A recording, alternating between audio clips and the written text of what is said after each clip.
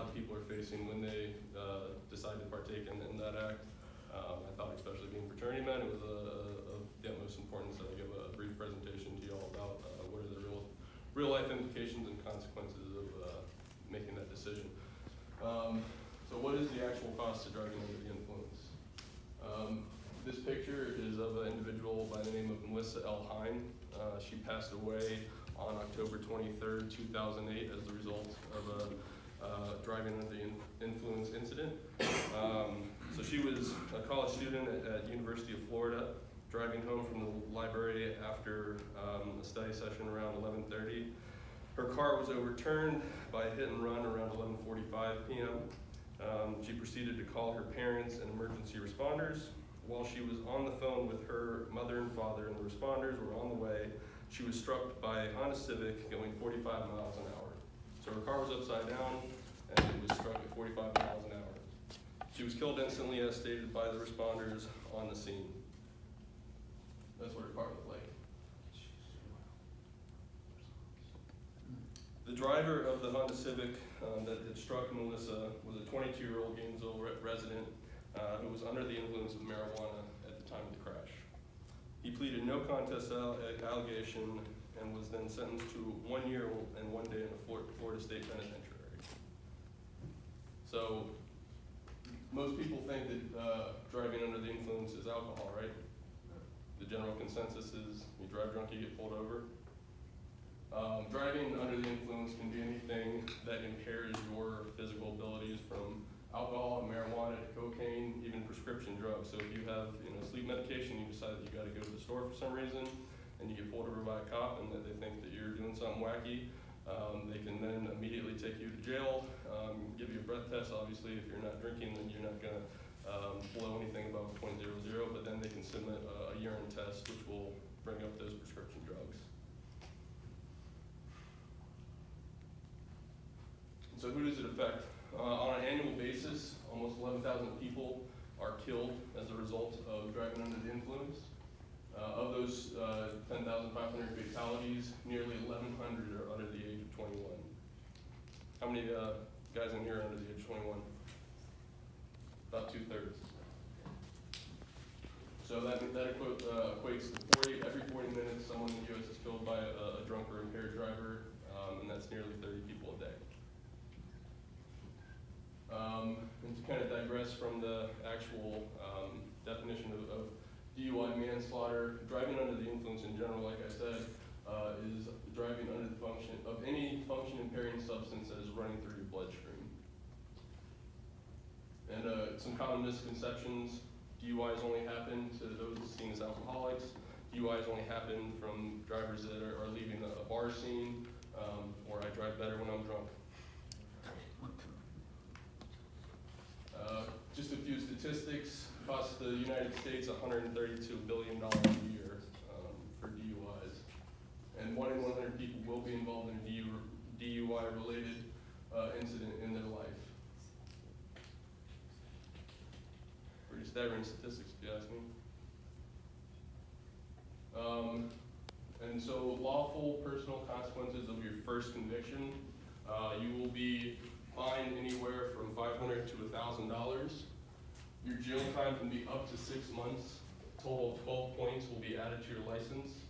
Your driver's license will be suspended for a minimum of 6 months and up to a year, depending on if you agree to blow or get the breath test.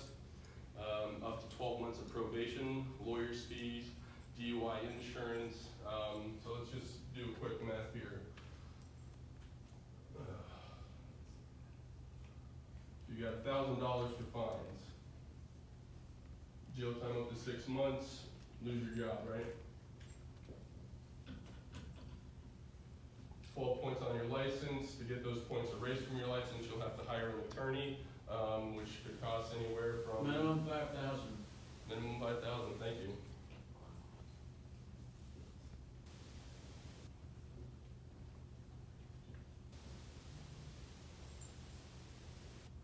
DUI insurance, that's something that they don't really tell you about, but it's pretty severe. So regular insurance, I mean, my insurance costs me about $1,200 a year. DUI insurance, you have to, one, apply for it, get approved for it, and then it costs roughly $360 a month.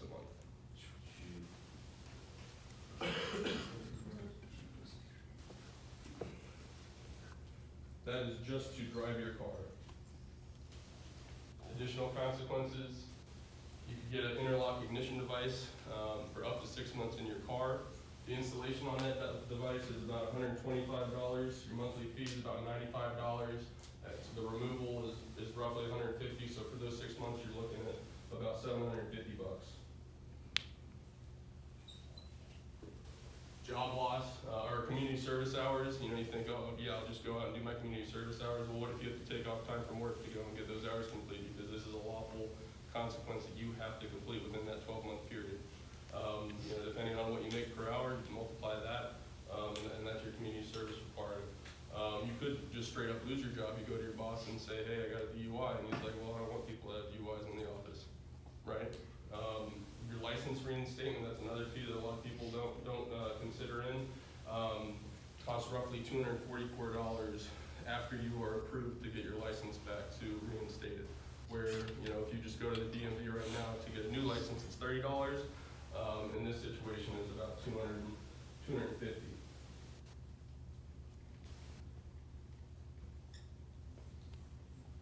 So altogether, you know, you're looking at a minimum of $8,000 for your first conviction of DUI. Do you guys have $8,000 cash? No way. No? Not in this life. You guys drink? Doesn't even have 8,000. Do you guys occasionally drink and drive when you probably shouldn't? Yeah. Yes. It happens to anyone, man. You would not think that the amount of people that think that, oh, I'm fine, I'll just go home. I'm just gonna go grab a drink at a restaurant with my friends, and then you drive home and pop lights go on, cops think it's suspicious, and he has every right and authority to take you to jail right there. That's what you do when you sign your license. You give an officer the authority to take you to jail while you are on the road. Second consequence, you're looking at essentially double everything from your first consequence. Your insurance goes up to 5 years, lawyer's fees probably double because the case is going to take longer than the first time. Your driver's license is suspended for a minimum of 1 year, so then you got to factor in your Uber, your Lyft, everything else that it takes to get you to work if you still are able to have that job, up to 24 months probation, and then also you could go to jail for 2 years. It really depends on you know, your personal situation and how you approach it with the judge and your willingness to cooperate with the law on how severe your consequences are going to be.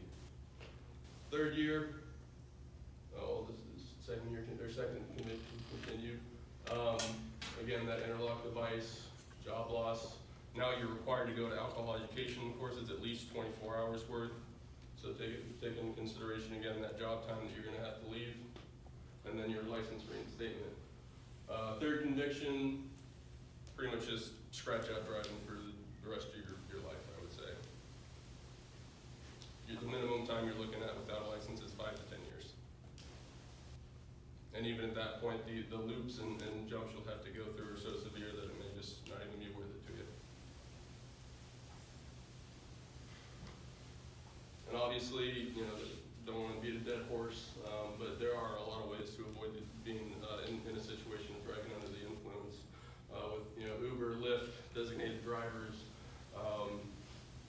You know, never be afraid to call someone. If any of you are out at the bars and you give me a call at 2 a.m., I'll get up and I'll come get you. I would rather have that call at 2 a.m. and have to maybe yell at you once or twice than to see you in jail or to see you on the news headlines for getting in a fatal accident. And the main reason I give you this presentation tonight is because on January 18th, 2019, I myself was involved with a driving under the influence incident. I spent 12 hours in the Duval County Correction Center, and I went through the first consequences of a DUI conviction. So from, you know, one friend to another, chapter advisor to another, like I said, it can happen to anyone. You know, you take me for what I am at face value, you know, try to dress nice, try to work hard to meet my goals, but just one stupid decision in time, one momentary decision in my life caused me to pay $8,000 to lawyers and fines, to have an interlock device installed in my car, and also and every other consequence that I stated tonight. So please do not make a stupid decision. From, like I said, from one friend to another. It is not worth it.